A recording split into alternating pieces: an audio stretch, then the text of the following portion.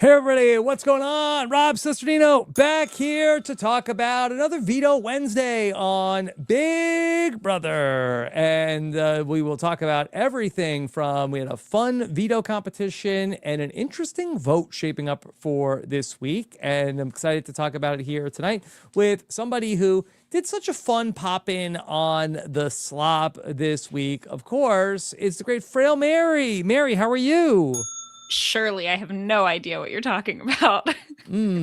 Yes. Okay. It was definitely not a Etsy witch Yeah, yesterday definitely not. in But cosplay.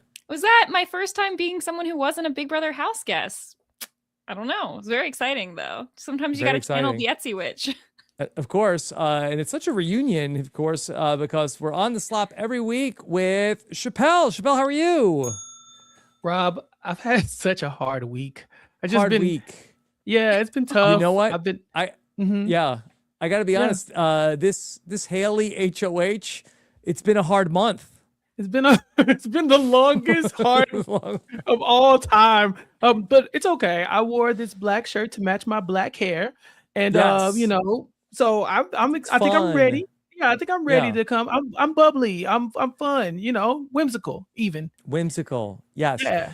Yes, I loved how much the edit was just putting it every time she said, "What a hard week it's been. What a hard couple of weeks it's been. How tough this experience has been." I loved it so much that I feel like the edit is having fun with Haley. Yeah, You have Haley to. and Melody. Because every time you cut to Haley saying something, you got to cut to Melody being like, "Oh, I hate her so much." Yeah. So if this is making the stock rise on anybody, I'm a big Melody fan after this episode. Yeah, of course. All right, so we'll talk about everything from a night where like the nominees were laid out, and we had a very fun veto competition that we'll talk about here tonight. And oh, wait, hold on. There's somebody at the podcast door. Let Who me could it see. be? Let me see who it is. It's Is wait, it's the Oh, host of the hey! veto competition, Oh, hey! Look Morgan Hey, at Pope. that. Morgard, what's What's up? up? Morgan, Do you guys how love are it? you? Oh, I'm fabulous. I'm actually even better because I didn't get poisoned. You Drew didn't get did poisoned. actually offer me a drink at one point, and I'm really glad I didn't accept. Now I have to Yes. know, what were the Mhm. logistics of your time travel? Yeah, You know, I was worried they were going to leave you in the 1700s. I was scared too for a moment, but then I realized that like I was able to like come back with everyone, which was great. 'Cause I'm like, I don't want to be around all these other dead people. Like this looks bad on me. I look like I did this. Like, are you trying to frame Mm. me? So it was really good that I got to come back, made it safely, obviously, looked fabulous while doing it. So I loved it. Yeah, incredible job. So fun to see Thank you. you back on the show. How are you doing overall? I'm doing great. It was crazy because the last time I was in there was on finale day Yeah. for my season last year. So it was so weird to come in. It was also really cool to see them like literally freak out. Like I thought Taylor was going to tackle me. I'm not even going to lie. And I was loving it. She like stormed over. Angela like scooped and swooped me around. And I was like, this is so cool. I feel like I was more excited to meet them and see them as they were for me. So it was just kind of one of those things. I think about it, in the episode of Friends when like Ross and like they're all like dancing and celebrating and screaming together. Like that's what it kind of felt like for me. So it was really cool. Yeah. All right. Well, Morgan, I know you've talked about how it was weird to see these people living in your house. Yeah. Was that so weird for you to come back and see these people living in the place that you knew so well? Totally. Especially like waiting to like walk in and like seeing just knowing that I'm entering a space where everything is just so confined for them and I'm like a real world person.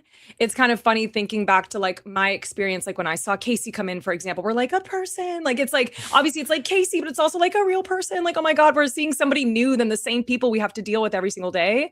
So it was really fun to go in and have a seat. I mean, I told them I was like, it's kind of crazy. I was just watching you guys on the live feeds. Like I was literally sitting in the back, just like this, watching the live feeds before they got me. And so I was like, I was literally watching you guys on the live feeds. And now I'm like in here with you. It was so cool though. I loved it.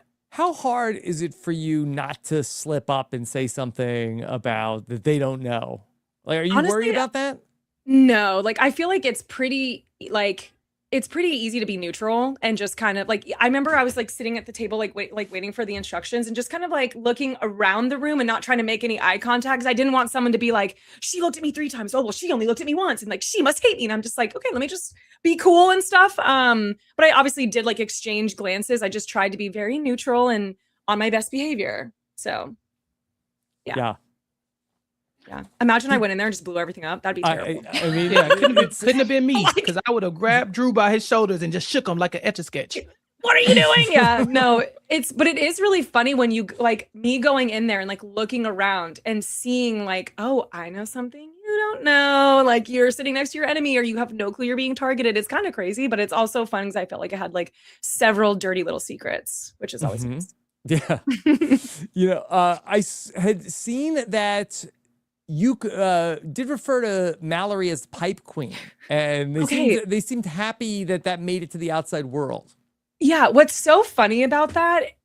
So essentially how it happened is like in between, I'm going to share as much as I can, right? So in between rounds, there's like, as I always say, like in the thing, like, oh, like by random order, this person's first, so on and so forth. So when we were getting ready for the second round, they were all like cheering everybody on, like, and then they were like, let's go Pipe Queen, whatever. And so I made a joke in my earpiece to production being like, oh, like, what if I called Mallory Pipe Queen? And Kamu, who was close to me, and like I think Lyric and Yash heard that, and they're like, call her Pipe Queen.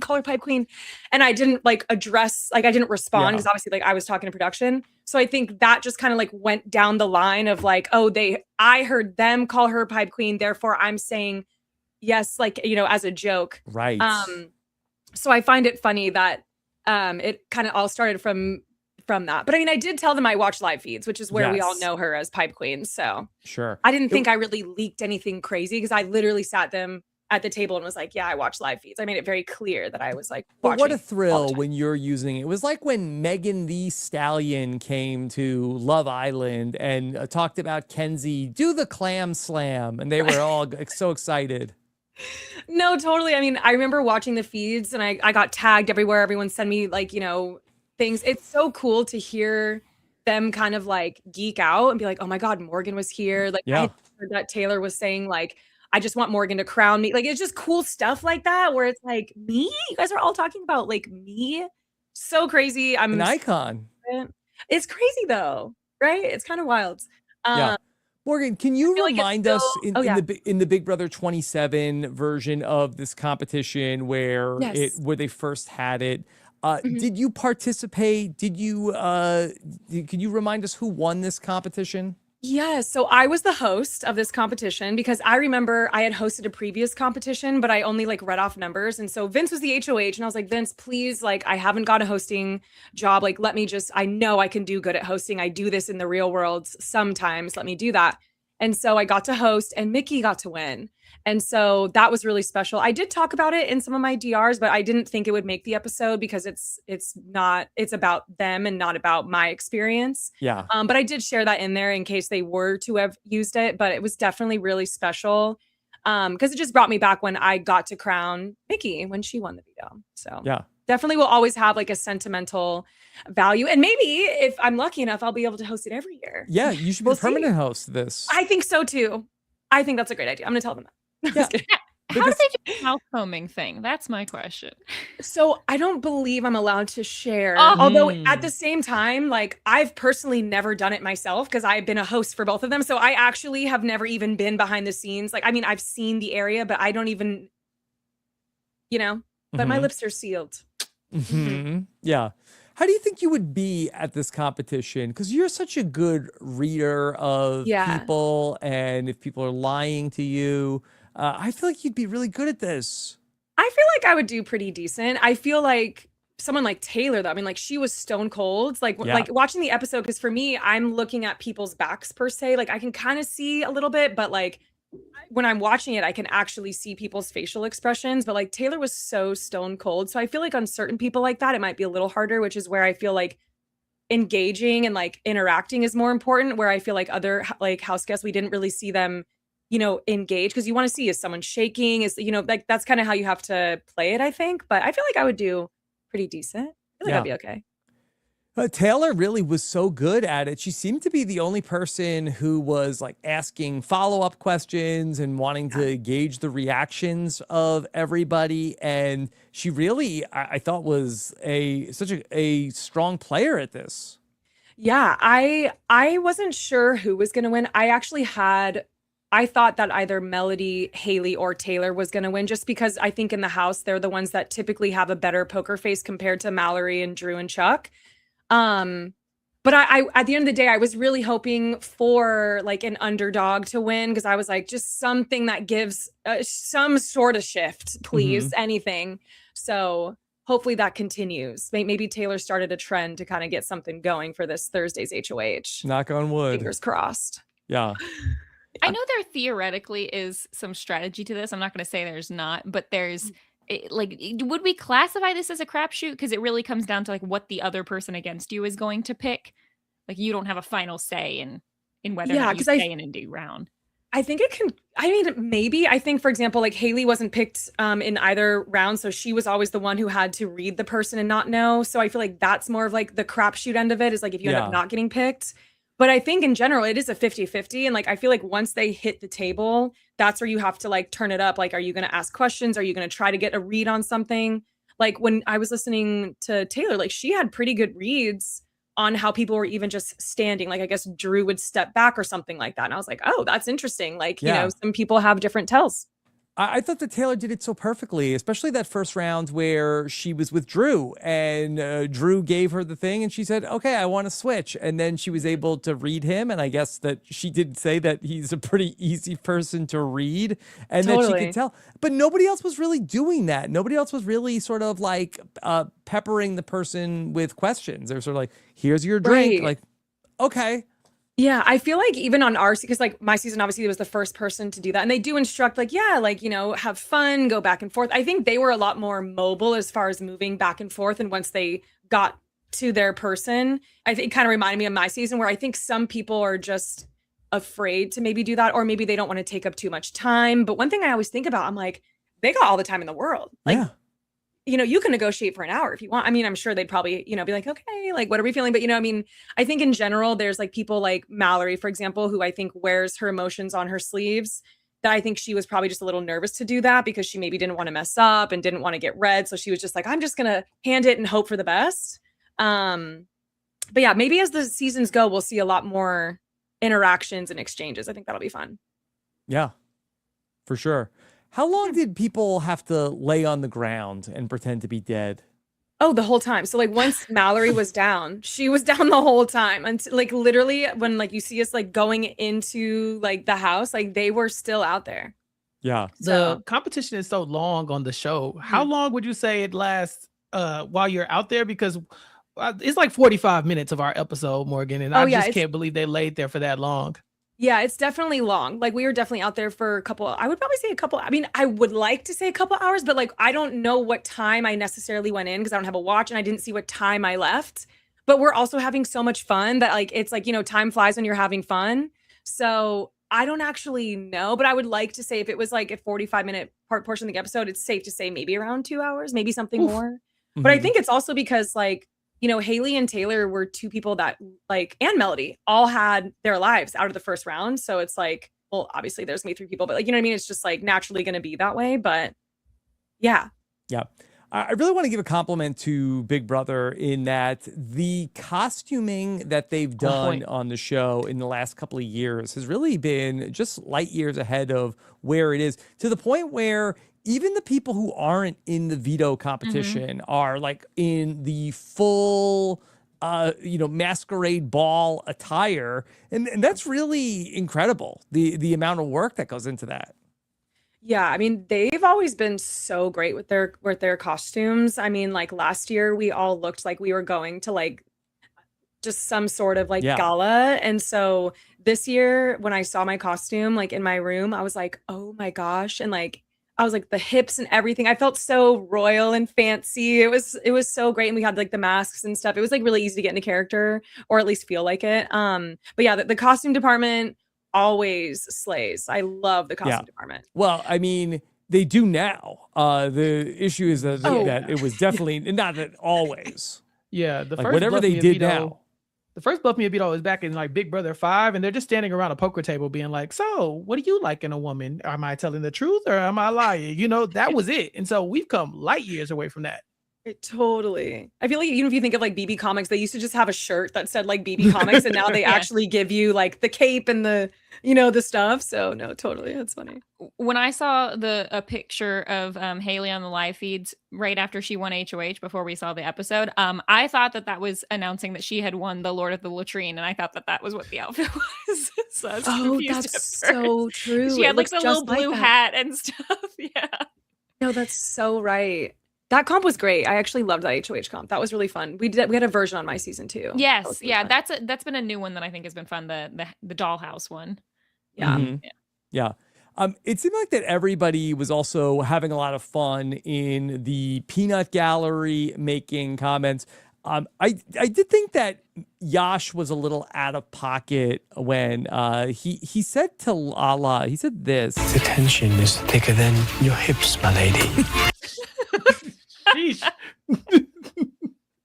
I didn't even hear that when I was hosting that. That was so funny. Yeah, I think what's fun is like obviously production wants you to really get into this. Like this, even though this is a show and your life is on the line for $750,000, like you want to have fun. I love that they kind of like really got into it. It's really great. Like even when Drew died, I like, because obviously they can't show everything, but I was like, you know, panicking, and I was like, Devens, go check. And like he runs up, and that's where you kind of see him like checking, and that's when he looks and he's like, he did. Like it was so good. He did. He did. It was so good. I just really enjoyed everyone kind of getting into it. I think it's more fun for the players that are watching, because like you know, we saw Taylor, like she was stone cold locked in. Like she was not about to get into no type of character except I'm about to make sure everybody dies and I'm like winning this veto, which I respected. So yeah. What was the energy in the house when you went in? Oh, it was electric. Like I wasn't really expecting anything. I was just excited to get in there. I was like, oh my God, if I could move in right now, I totally would. But then like that would be cheating because I know everything. But I was like, I couldn't wait to get in. Like when they did the first doorbell, they're like, okay, we're gonna ring it a couple times, then you know, whatever. Everyone will kind of like get towards the front door. And I was just like, I just want to barge in there, like want to go in there. But it was so electric. Like it was so loud. I'm trying to remember everything. I just remember Taylor bursting over, like Drew jumping up in the air, Angela coming over, and everyone wanting to be like, oh yeah, like it was very electric. I mean, even it's weird because like when you walk in, it's exciting and everything's great, but then you also know like this is a game. And so like obviously there's, you know, when we're waiting for the table to move, it moves. I was like, oh my God, it actually moves. I thought that was just something that happens on TV. It definitely moves. And I feel like once the veto started, like you can definitely sometimes cut tensions with the knife. You know, you can feel it in the air, especially when it was like Haley versus thicker than Drew. The hips. Exactly. Thicker than the hips. Like that was crazy. Like the Haley versus Drew, I was like, oh, this one's interesting. Because obviously as a viewer and a live feeder, I know exactly what's at stake for everyone here. And it was just wild. It was crazy. Okay. So you were there and it was Saturday and it was sort of in the midst of the mass pandemonium around who had the power. Was it maybe Drew? Did he have a coin? Was he not using it? Were you at all trying to deduce whether or not Drew had that power when you were there? I mean, I don't know necessarily if I was trying to, because I don't think that there would have been a way for me to figure it out. All I was thinking was like, for one, if you have this, like, what the fuck are you doing? For one, Right. Like, don't piss me off. Like, genuinely, if we get to like this next episode and I find out you have it, like, I will literally feel some type of way when you get out of this house. Yeah, go get him. Yeah, right. Like, I will take that time machine to a time where I can whoop on you and then come back like it never happened. But then it's also like, I was curious because he's felt so comfortable. I was like, because like, you know, at that time we didn't know if he genuinely felt like he was the pawn. And so I was like, if I come out here and he throws this veto, I'm actually might tackle him myself. Like right now, I might just be like, production, I'm taking matters in my own hands, because I wasn't sure. Luckily, he didn't try to do that. But you just never know with these house guests sometimes. Sometimes they get too comfortable and they just want to throw some stupid competition. It's silly. Yeah. What about, was there anybody else that you felt like maybe you got like a different impression from them meeting them in person than Yeah. you have from watching them on the show and Yeah. the feeds. Chuck. I was surprised. Like, Oh. he has like some charisma. He seems really nice. Yeah. Like, I mean, people were laughing at him. Like people really were enjoying Chuck. And I was like, on the feeds, I don't really get that. Like, it's hard for me to find a personality. No shade. Like, you know, people call him Chuck GBT. Yep. And like, I was surprised to see that maybe there isn't really much GBT after all. But so for he you, definitely- Morgan, are you saying It's Chuck time? No, when I watched this, I said, did he just say it's Chuck time? I said, he did. Chuck time. it's Chuck time. Yeah, I mean, I think in general, like even like Yash, like I feel like a lot of people that you don't see like have a lot of personality maybe on the feeds like really showed it when I was there. But I mean, I don't know, they were excited. But like, you know, for example, like Dee and Devens, they're definitely more like reserved. I think it's also because like that's just how they are as players. I think they're still kind of locked in. Plus they're good with TV. Like they know like when to keep it on, when to not. But I did think that like Yash and Devens had some like nice interactions with each other, like being funny together. So it was nice to see, like I said, the house guests kind of loosen up a little bit.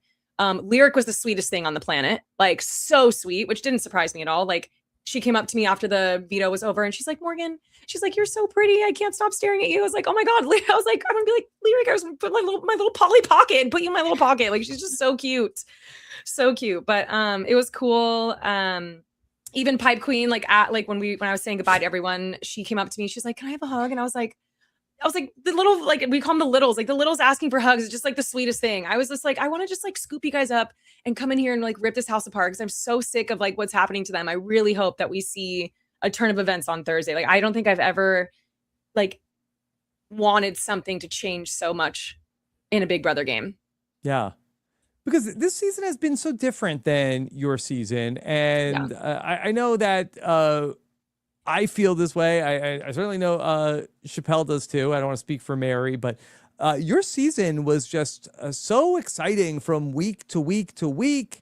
And you kept us glued all the way through. We didn't have a boring week.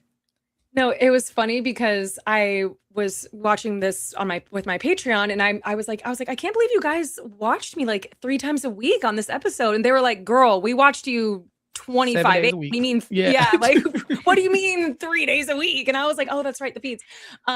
It's really cool. I guess I don't know, when you're in there and when I was playing the game, I wasn't really thinking about the outside impact I was having. I wasn't thinking about the live feeds. I was just gaming. I was like, I'm trying to win this fucking game and I'm going to do whatever it takes to win this game. I don't care if I stay up till 6 o'clock every morning. Like I used to have a joke with my DR rep that was like the night shift. Yeah. He would always be like, you're like, Morgan, any chance you're getting sleep tonight? I'm like, come on, you know me. What is sleep? Like I just would never, you know, I'd always say like, you know, clocking into work and stuff. So yeah, it's great to know that people really enjoyed the season. I've been feeling kind of bad for season 28 because I keep seeing tweets that are like, going to go back and watch season 27 to feel something. I'm like, oh no, not to feel something. Like, you had but to be you know there. what? I'll take you it. were there, but you had to be there. You was on the inside, so you didn't see what we saw, but we were going through it every week, every day. It was like, it was dire. Poor Taryn, he lost so much weight. He got it back. It's all in his arms now, but he's back. But it took a lot out of him. I didn't think he was gonna make it. Not to in the his season. hips. Because in Taryn's arms. Yeah, that's we only see him from the top half, Mary. We have no idea. Does he have hips? Yeah. Oh no, that's so funny. I think it is definitely a different experience for me because like watching how the live feeds are and like how the live feeds work. Like I knew of the live feeds. I knew that it was cameras. I wasn't actually sure. I was under the impression that the live feeds were always on conversations where more people were having, or I didn't think that they were, you know, when I was in the gym punching the fucking punching bag. Like, why are you watching that? Like, oh, okay, I guess it's, you know, who knows? But it is very interesting for me to see a new perspective of the game because I think, Chappell, you said it perfectly. Like, it's different when you're watching it. Like, I have that, people tell me that all the time. They're like, Morgan, you had to be there and like you were in there. So you'll never understand what it was like in our shoes watching what was happening, you know? So fascinating. It was real to us. Let's Good. talk about the HOH reign of Haley. And Morgan, you're welcome to stay for as long as you would like on the Sure. show. I'm not sure if you have I have to run other at like 7:30. So like I got about, what is that, like 10 minutes? Yeah. Okay. All right. You're cool. Well, I actually, do you have any other hot takes that you want to drop on us? Hot takes. Hot take. I actually love that veto comp. Some people don't like it. I think it's a great comp. I've seen some people that like, they don't like it because it's like 50-50. I feel like some people I had seen suggest where like you should be able to go up to anybody and be able to like offer like or like, I don't know. I don't, so I was like, that's the same thing. It's just some people have no clue what they're talking about. But anyway, I like the veto comp. I've seen some people that It's a good comp. Some people just think it's too much of like a crapshoot, or like the fact that I don't know. I think it's great, and I love that everyone It's not the dresses up. challenge. This is Big Brother. There's crapshoots. Right. That's life. Right. I'm a Exactly. fan. Like there has to be crapshoots. As far as other hot takes, I don't know. I think I fear that if the same power structure wins HOH next week, it's going to be a really rough season to stick like with a lot of viewers, and that's what makes me worried. A lot of people are unhappy right now. It's very boring. I think. Yes. I mean, this HOH was, I mean, this HOH-itis, I should say, was quite interesting to watch. You know, that's something, you know? Yeah. Wouldn't you agree? Yeah. What do you make of Haley's HOH this week? I mean, personally, I will say this, like, I know a lot of people don't necessarily like her as a person, but I will say she's great casting. I'm really enjoying the whole like Melody Haley kind of situation. While I think her reasonings for a lot of things are kind of interesting, I think, you know, one thing that is still gold to me is how she was telling Melody that she had a really hard 3 weeks. I was like, oh, Yes. girl. Has Like hard she 3 ever weeks? said, like what she thought was hard, possibly, about it? I feel like the only thing I gathered from her on the live feeds was like she just didn't like that she wasn't winning. And I'm like, oh, well, not winning versus being on the block, girl. Like there's, you know, because I understand what it's like to not win. I was very upset about not winning. And like, I mean, I luckily was safe during the times. Well, not You know, all the times it where I is wasn't hard winning, when someone tries to throw a competition to you and you still fail. That is hard. I know. Yeah, that was Right. hard. That was a hard week. It's I really thought hard. that too. I was like, wait, Devens literally handed it to her. Yeah. I mean, what's your guys' take on the HOH? What do you guys think? Well, I think it's really been while it's not the outcome that we wanted, like I do think that she has emerged as a fun TV character, and I'm going to say the H word, the fun TV character to hate. Not to say that we should be hating people on television, but I think that the editors are having a lot of fun with her. Yeah. Yeah. And because what I was thinking is like, you know, obviously there's edits that try to shape the character how they are, where she's giving them exactly how she, like, they don't even, I can promise you they are not asking her, hey, can you say this? That she's in there going off just like Melody is. Like they are having a blast with them. And I love this edit. I love that it's kind of building this feud, which is why I really want Melody to stay. I need this feud to build. I need Melody to be able to take a shot back at her. I'm not ready for her to go. But I feel like the one thing I can feel this season in particular, so far every week, I haven't wanted anybody on the block to go. So I'm just like, this fucking sucks. Like, I don't want anyone to go this week either. I think Lyric has a lot of room to make some leeway in her game. I think Drew would be fun to come back and basically blow up Devens' game as he's talking about, but like go at the red corner. I want Melody to stay because I think she's the one person that will actually take a big swing and not be afraid or persuaded. But one of them's leaving. So it's like, damn, like, but yeah. I know that you were waiting for the wall comp when you were in the house, and it was kind of a turning point in your game because once the wall comp came and you didn't win, then all you did, like Yash's hero DJ Khaled, was win, no matter what. And yeah, and it seems like there's some talk maybe this week could be the wall comp. Are you feeling wall comp this week? You know, when I was in the house, I remember after our week 5 was called the Jack the Dipper, and it was a knockout comp. And I remember Rachel Riley said, love week talking 5 about is Jack the always Ripper.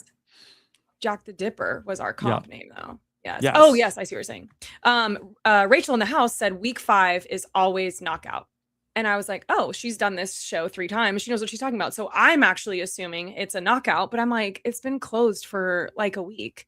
So it could be wall comp. My wall comp, I think, was 2 weeks later.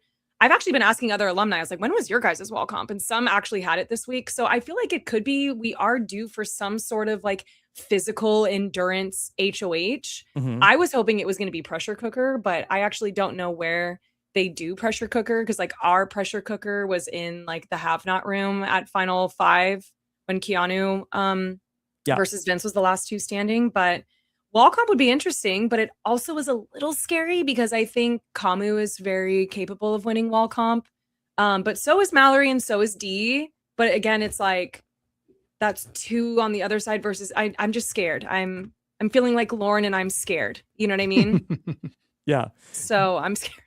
Do you have a pick? Do you think it would be Kamu that would win the wall comp? I'm gonna put all my money in Mallory. I don't care. I will, if I have to like give her like telepathic powers, which I won't personally give them from me because like I fell, but maybe like all the energy I didn't get to use, I can just telepathically give to her since I literally just ate shit twice.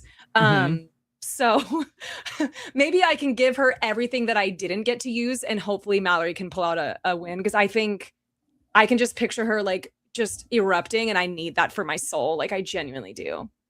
I don't want to combo HOH. Yeah. No.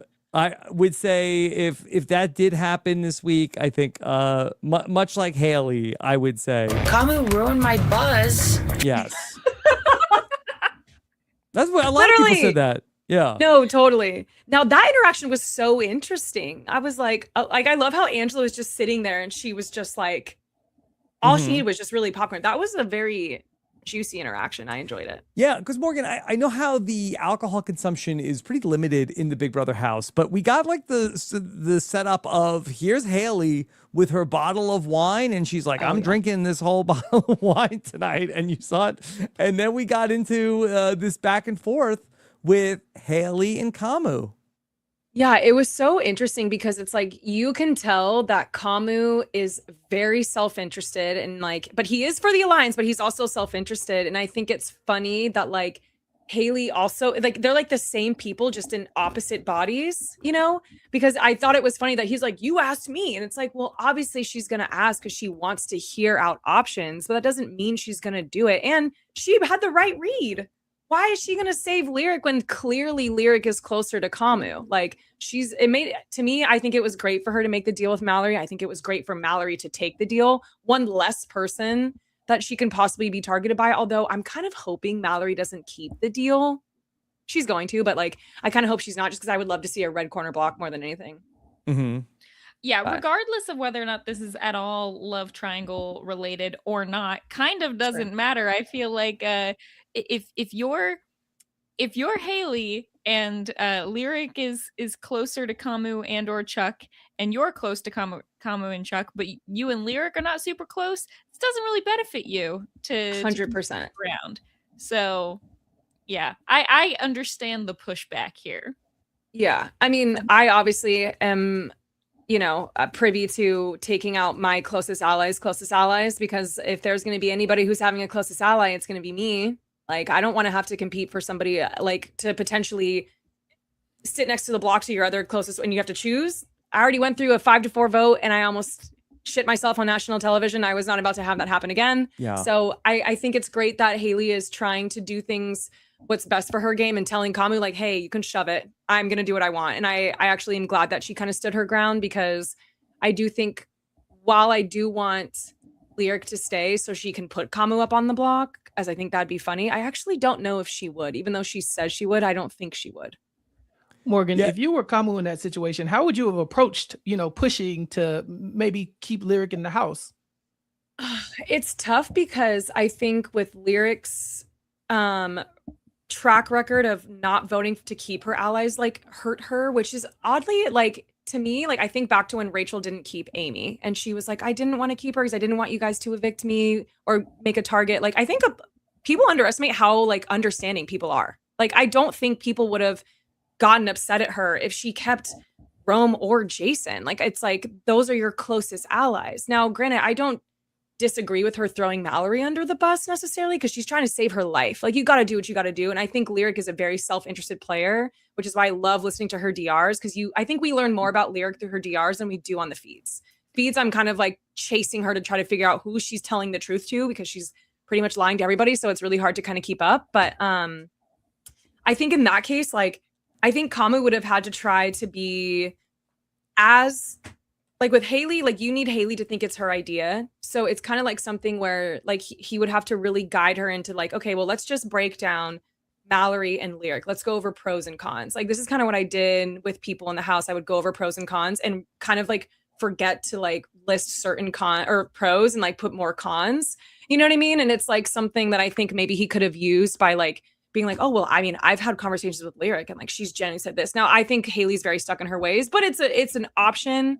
And maybe even trying to pull Angela, like, how do you feel about Lyric? I feel like you have great conversations with her, you know, like kind of like leading that. But I don't think Haley was ever planning on not putting up Lyric, regardless. Haley really came after Lyric in that conversation where she's like, and, you know, I really think it's kind of a bad thing you're doing, throwing your friends under the bus and coming to me. But I just think that Haley is pretty hypocritical, and that if she didn't throw her friends under the bus, she would have come after Lyric and been like, so you're hearing things about me and you're not bringing them to me, so that's why you're going up on the block. Well, as we heard Haley say to Angela in this episode, she's going to come up with a reason, even if she pulls it out of her ass. for why someone on the block. You're totally right, Mary. I was like literally going to bring that up. I was like, she kind of did that with Taylor. She just came up with something. So I think no matter what, even if she chuckled at the teapots. Mind you, Angela was like cackling, you know, I'm just like, it's funny. I'm enjoying like I feel like, I don't know how it was for my season, but like there's a lot of comedic stuff happening on the episodes, which I'm loving. Like, I'm loving these DRs. Like, I'm eating them up. They're so great. I think they're hilarious, especially from like Mallory and Melody, just hearing their like hatred for the other side. And like, you know, I think it's great. And again, I'm just going to keep pushing it into the atmosphere that I really hope that the other side wins something. But then we have the diamond power of Veto, and it's just like,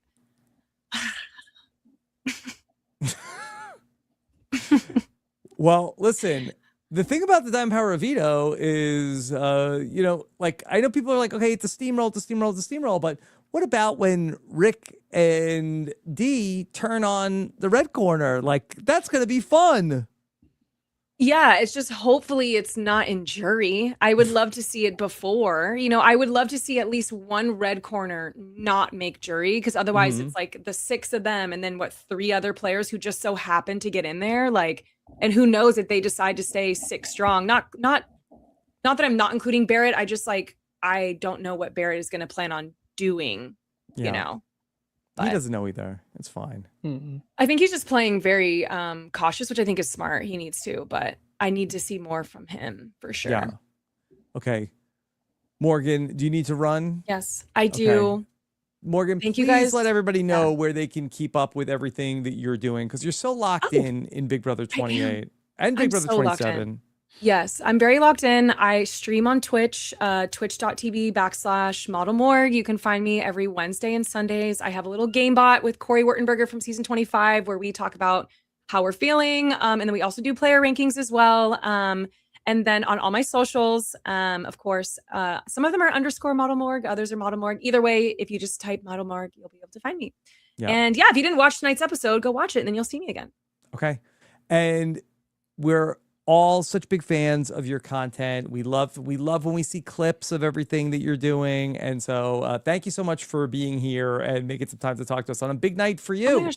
Of course. No, thank you. I really appreciate it. Even just squeezing me in and just, you know, all the stuff. I can't wait to talk more Big Brother as the season goes on, but have a great rest of your podcast. Bye, everyone. Thanks so much, Morgan. Okay. Thank you. Bye.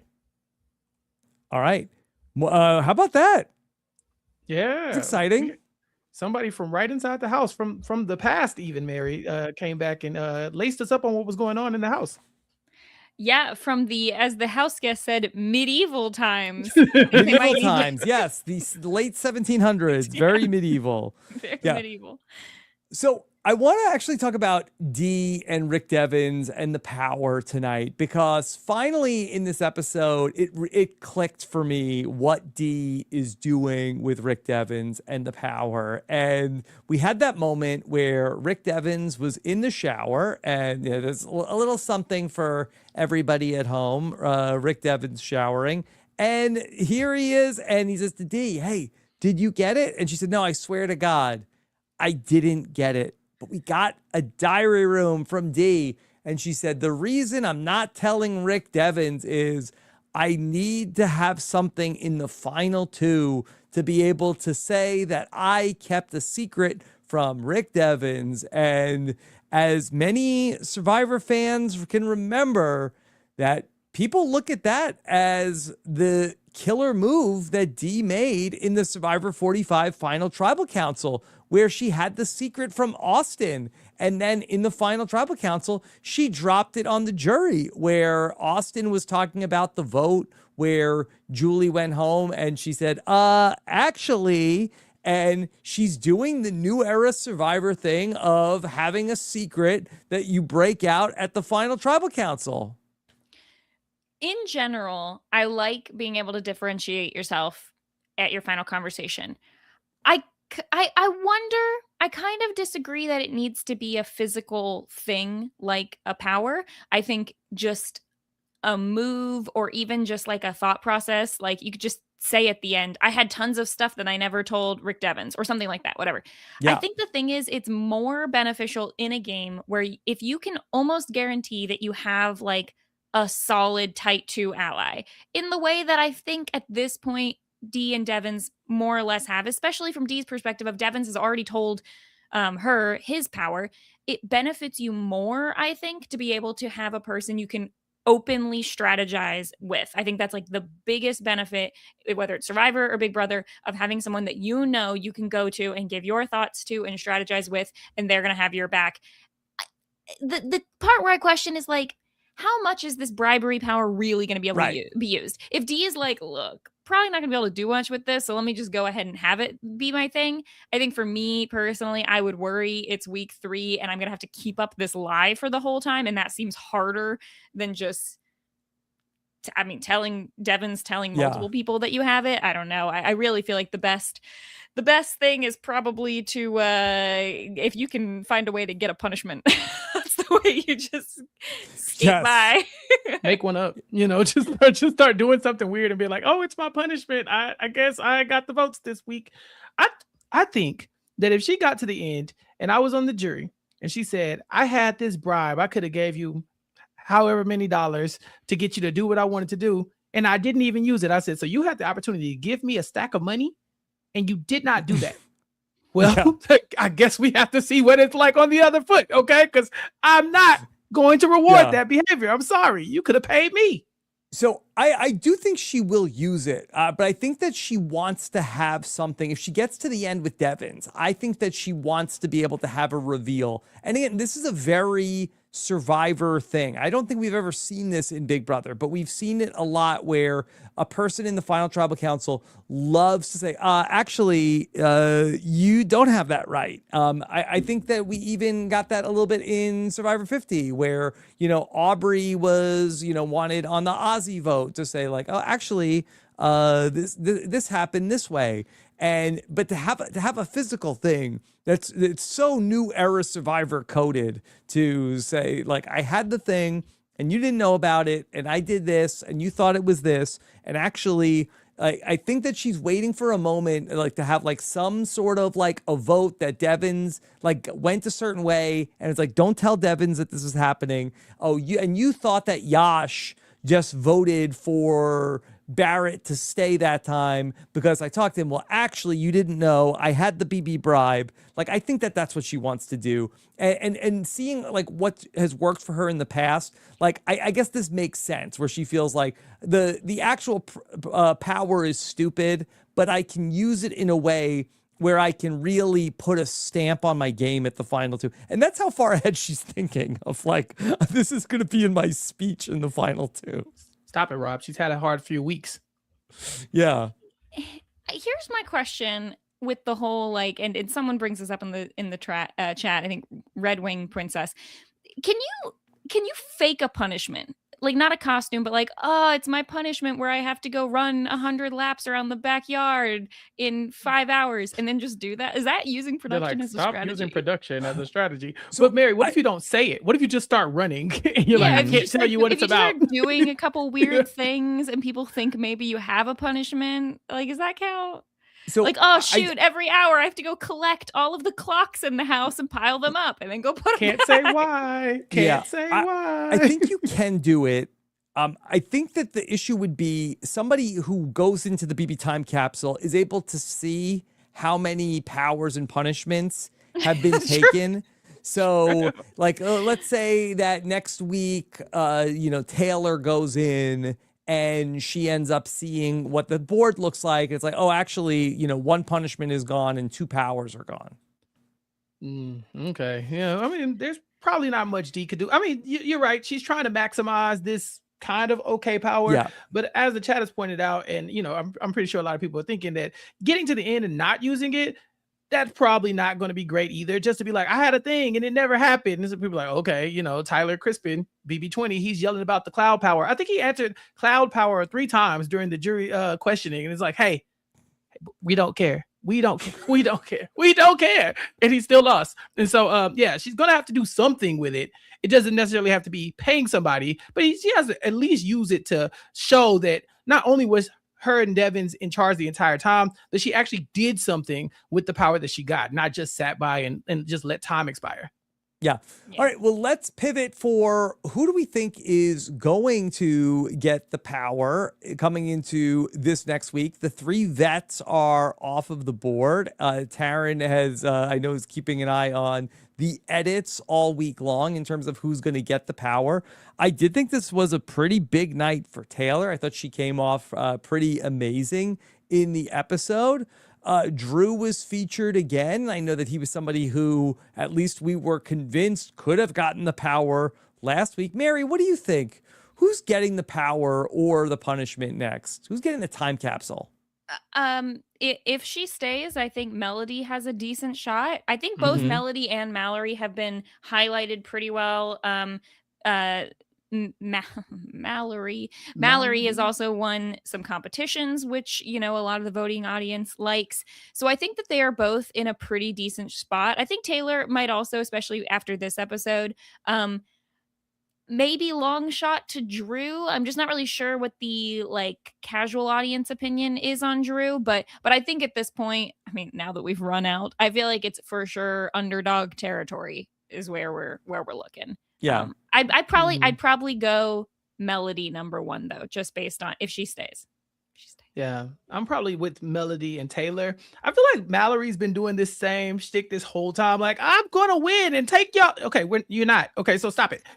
So when Melody does it, it feels fresh. It feels new. It's like when Taylor did it in this episode, it felt fresh. It was like, okay, and then we watched her lock in and actually win something that could change the game a little bit. We've seen the Pipe Queen win challenges before. That's how she got her name, the Pipe Queen. But her DRs are so one note. It's always and I say one note, but they're aggressively one note, right? It's just like, I'm gonna take these motherfuckers. She's right there, but she's not actually delivering. Whereas the pure hatred that's coming from Melody, it just feels right? Like it's just like it burns a little bit, but it burns so good. She's like, oh, she's so fake, she's so phony. I'm like, yes, more. So she got my vote. Her or Taylor. Was this episode the first time that calling her the Pipe Queen actually made it onto the show? Because she said that in a DR this episode. No, it's been mentioned a couple times on the show before. Yeah, she is the Pipe Queen, but she needs to win HOH. At this point, winning the Blockbuster, winning the Veto, it's not doing y'all any favors. You have to get real power. And, even though we know there's an advantage that could usurp that, it doesn't necessarily mean they're going to use it this time around. Maybe you can get some of these people on the block. She says she wants to keep Haley off the block. So I'm not rooting for Mallory to get any power because I want Haley on the block. And so I'm rooting for Melody because Melody would put Haley on the block. And that's what I want to see. Melody had a very dramatic diary room at the end of the episode also with a very pregnant pause in the middle where she talked about how that she's on the block again because of fake Queen Haley's HOH. She has to prioritize herself. And as she got teary-eyed, She told us she doesn't want to go home. She's having the best time. Having so much fun, Yep. it's too short. Big Brother's a long ass game. She's got a long time in the house if she's managed to stay. But right now, we're not even near jury right now, right? We still got a couple weeks, so she has to figure out a way to not only survive this week, but put herself in a position where she's not going to be an easy target next week or the week after. Mm-hmm. Yeah. So it's going to be an interesting day on Friday to find out who's going to get the next power after, because it's interesting also because there's a couple of people who are on the block who could be potentially the people who could be likely to get it. Do we think Lyric has a shot at the power? She had a good episode.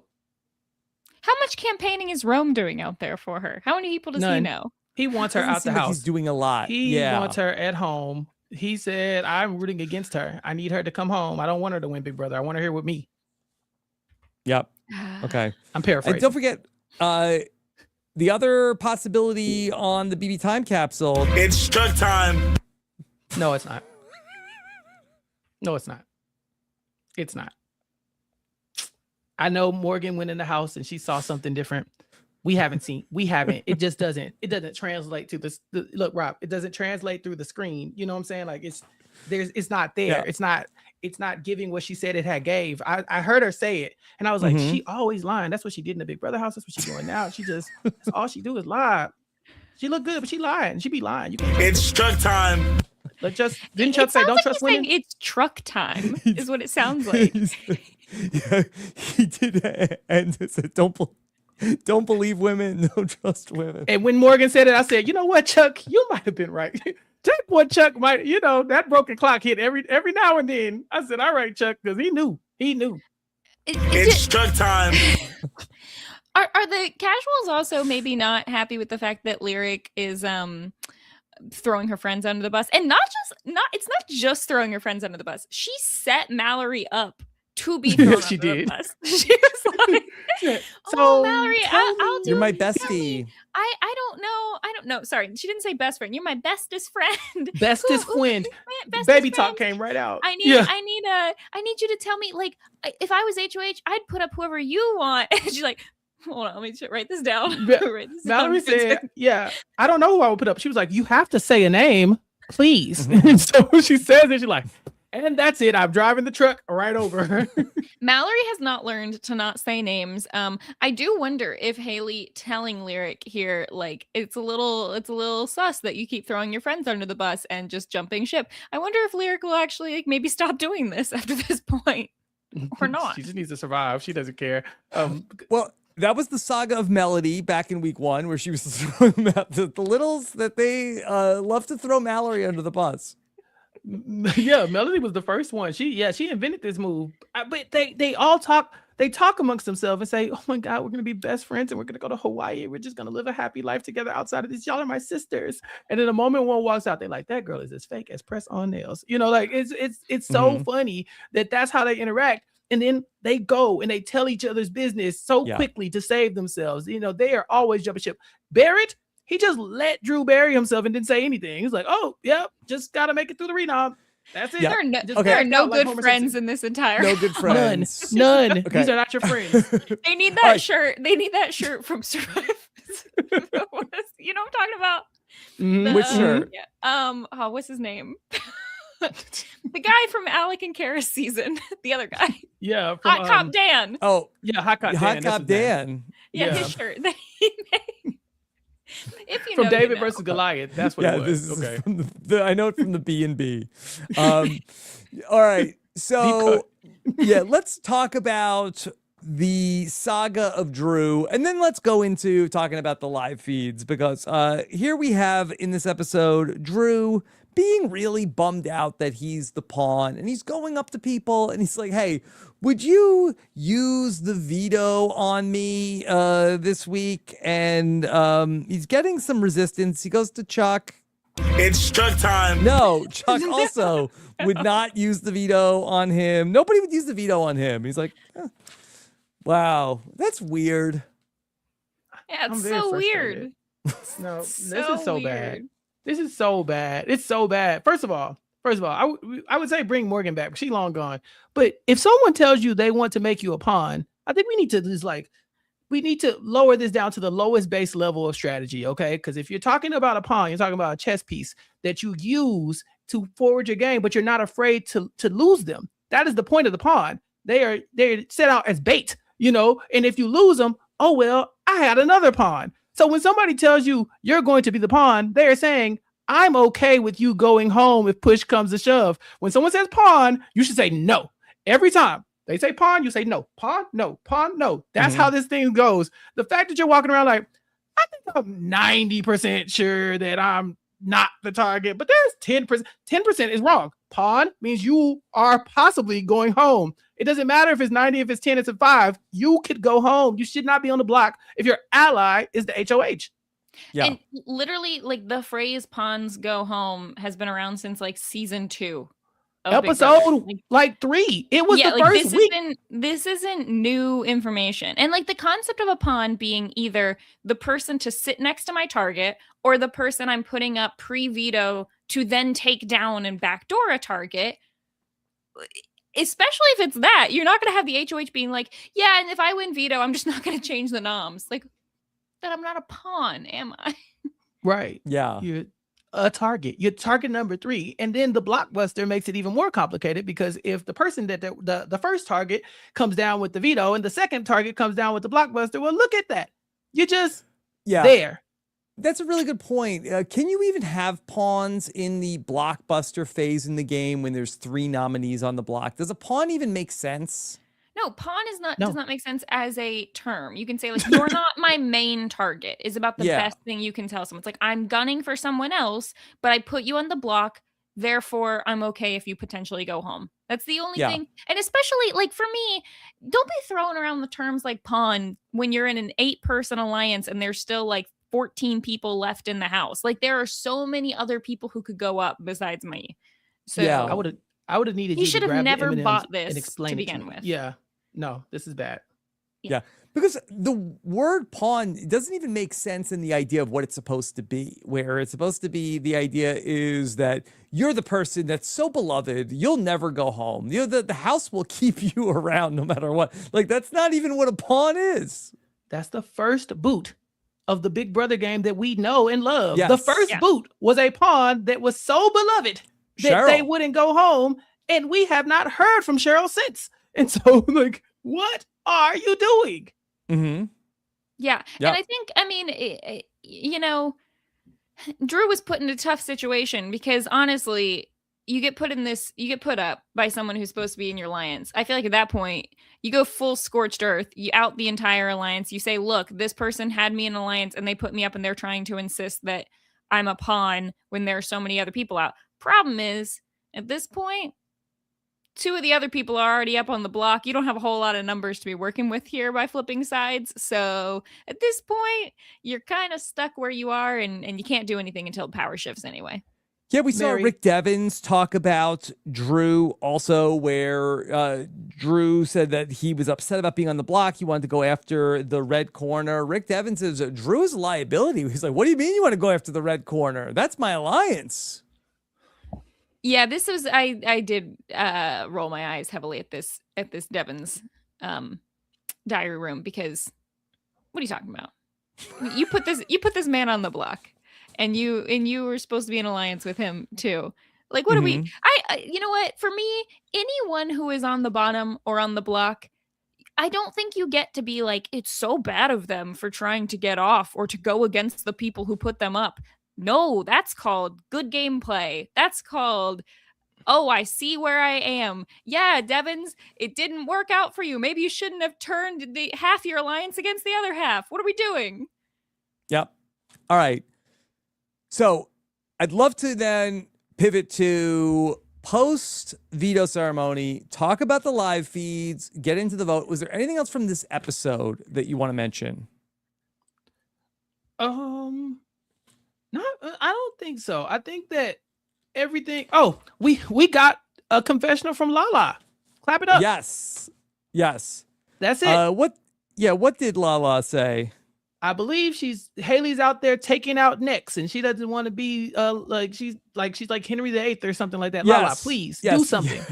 Do something. Lala, please. No, we've heard two things from Lala. Thing number one, oh no, I'm on the block. I got to get myself off because I got to stay. Thing number two, I'm not on the block. Great. Sit back and let everybody else do stuff. That's it. Those are Lala's two modes. Okay. All right. We're going to go and bring in the live feeds. Let me then also, before we do that, let me just take a quick moment to tell you about RHAPCon coming up, Milwaukee, Wisconsin, August 26th to the 28th. Tickets are available at RHAPCon.com, including individual live show tickets if you just want to come out for the Big Brother on Wednesday night or Thursday night. But if you want to be there for all 3 days, we are going to have live podcasts and live reality games taking place and so much more at RHAPCon.com. So check that out. Also, by the way, I had a very fun podcast. I visited everybody with the Heavy Crown Network with Big D and Tiffany and Chada and Claire. We did a collaboration last night, and it was very, very fun. I would say that we talked a little bit about Big Brother, but it was mostly just a lot of just nonsense, which was very, very fun. So check that out on RHAP and on the Heavy Crown Network. And with that, let's go ahead and talk about what's coming up on the spoilers. The Office of Civil Defense has issued the following message. This is a spoiler. Warning. A spoiler. Warning means that an actual spoilers. It's Chuck time, and that protective action should be taken. It's Chuck time. Yes. Okay. All right.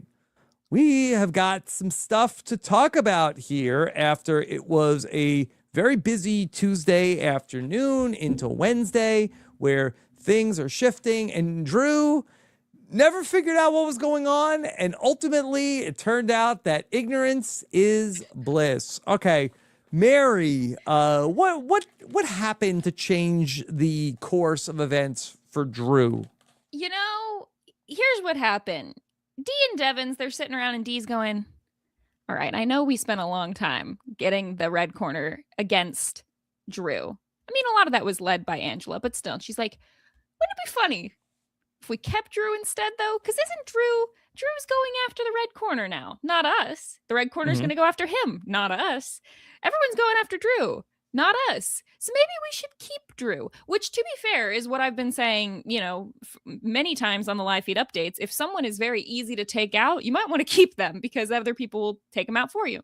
So Dee starts really trying to plant this first with Devens, a little later with Angela, and then they all go and talk to Haley and Chuck and Kamu, and they find a way by the end of the conversation where Haley and Chuck and Kamu almost think it was their idea to keep Drew. So Drew is definitely not completely dead in the water at this point. I will not say that he's super safe. I will just say that he is no longer the number one 100% consensus house target at this point. Right. And then leading into today, this has continued. Some pretty funny conversations where just like everyone's kind of like, Yash will talk to Dee and be like, hey, so like it's still Drew, right? And Dee's like, oh, I don't know. Maybe you should go talk to Haley and Chuck and Kamu. I'm not sure. I'm not 100% sure.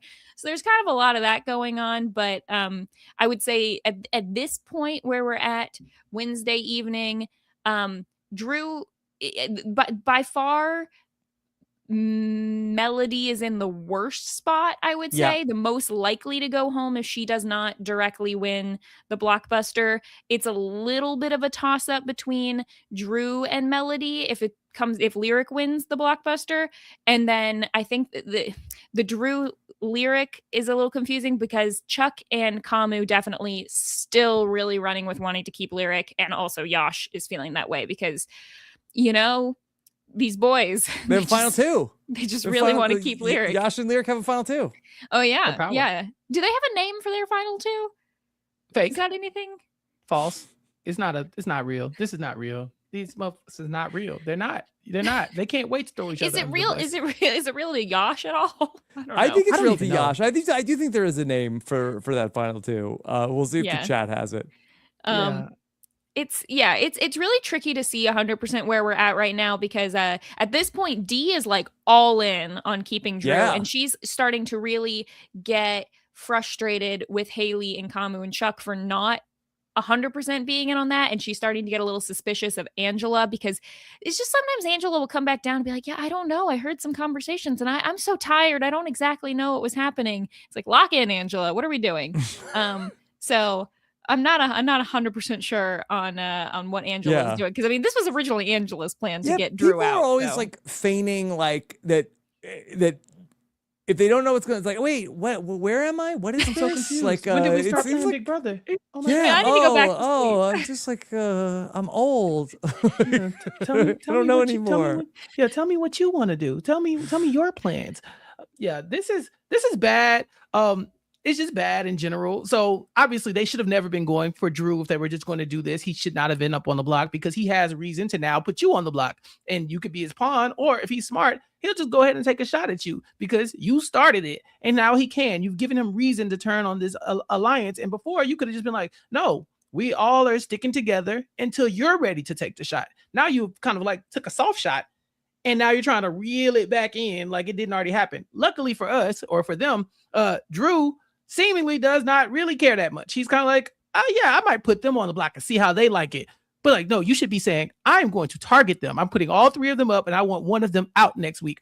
But the problem with D, like kind of reeling this back in, is that everybody in the house knows that Drew was 24 hours away from going home unanimously. He was, everybody was ready. I mean, they were sharpening their knives. They were ready to take Drew out. So now to go back on it, it'd be crazy if, I don't know, Drew won HOH, and then everybody said, you know who really wanted you out?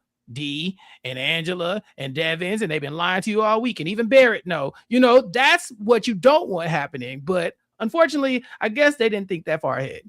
What are the odds that next week, if Drew stays, D and Devin start going, man, the only flaw in this plan is that Barrett knows that Drew was the target for a while. So really, we really need to get Barrett out now because he knows too much. They're going to say talking to Mallory so much. They're going to say, Drew, put Barrett up as a pawn. That's going to make total sense. And judging by the way Drew's been playing, I wouldn't be shocked if he actually did it. But this is not great. But it's interesting TV. Now, Mary, I've been tracking the fandom and what they want. And everybody's been saying, I want the tool shed to dissolve. But Drew is on the block. The tool shed is on the block. Mary, why aren't people rooting for Drew to go home? Because he doesn't really even want to be in the tool shed, despite the fact that he named it. Named it.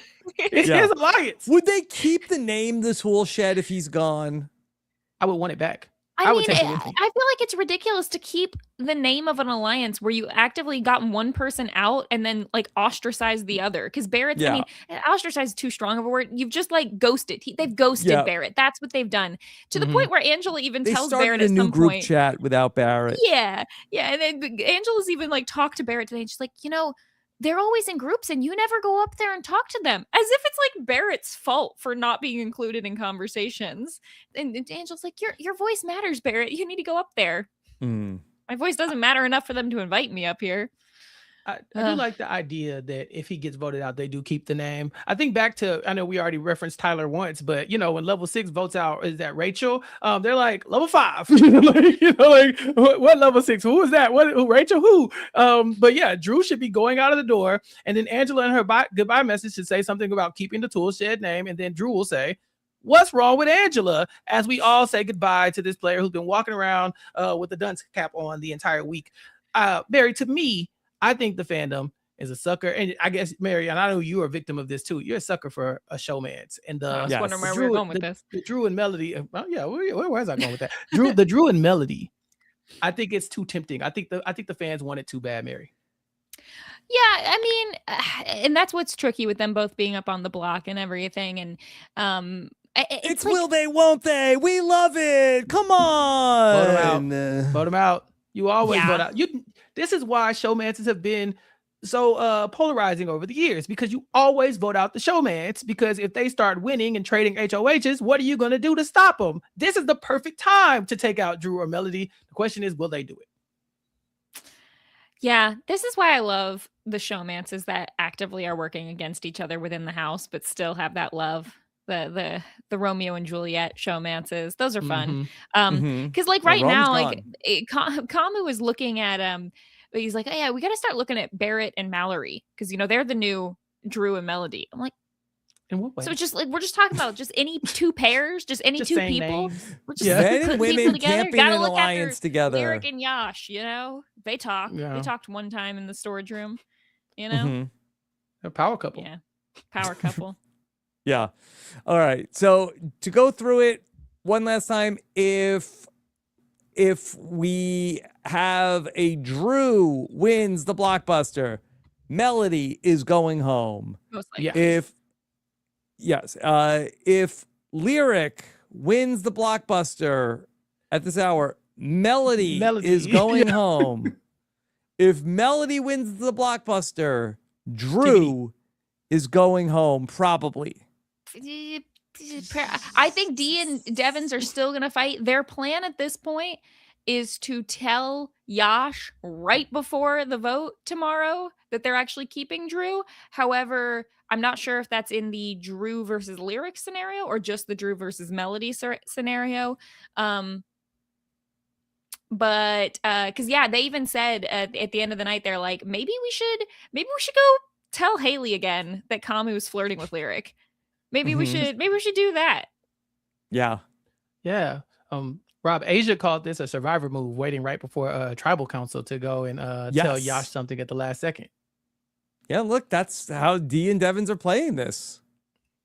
I appreciate the survivor players from the chaos they can just bring just by waiting around all week. We saw Sari do that the entire first half of her season, and now they're doing it all again. It seems like we are one plan, but by the time Wednesday rolls around, White Rice Wednesday happens, and they get to waffling.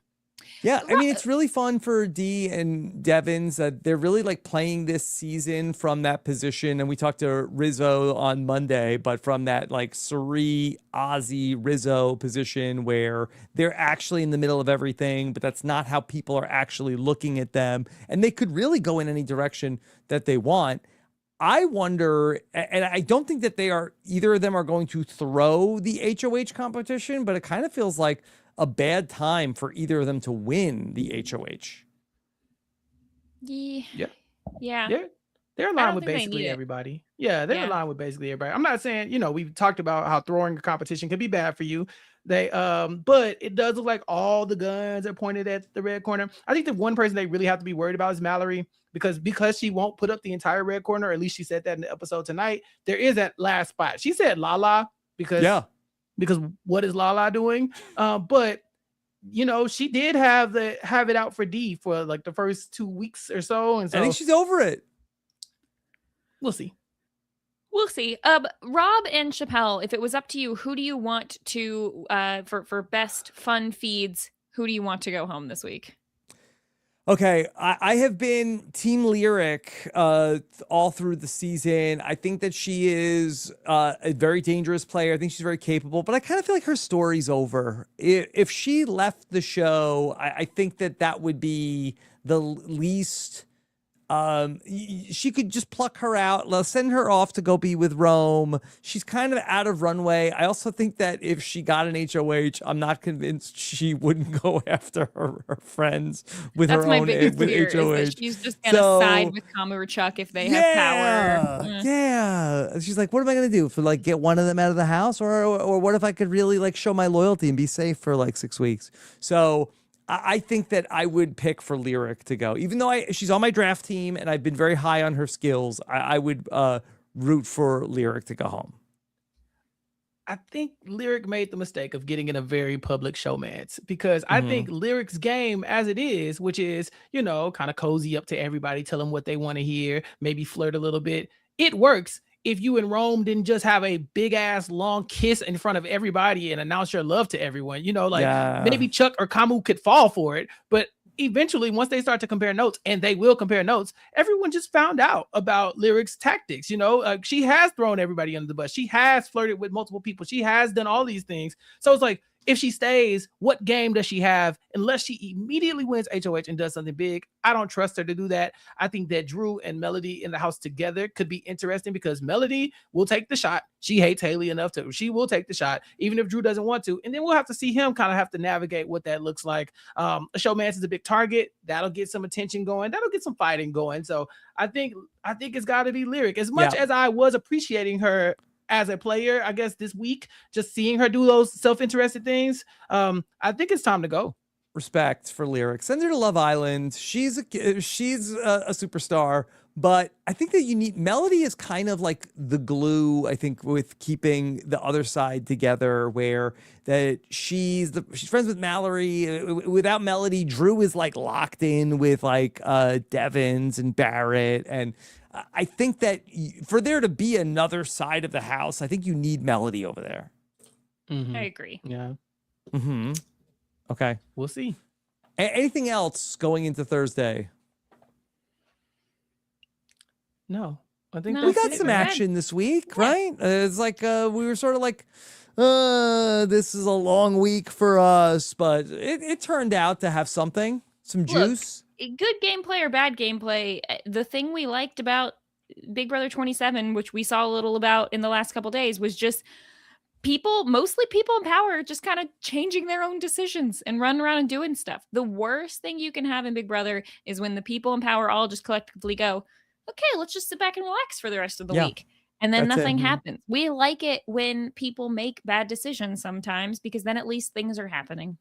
Okay. And we like mess. I like mess. All right. I'm like Angela. I want to see, hey, Haley, you mad because you think Kamu likes Lyric, don't you? Expound on that. Share more things. That's what I want to see. I want to see the people start You're fighting. a messy boy. Messy boy. Messy boy. Messy boy. Messy boy. Okay.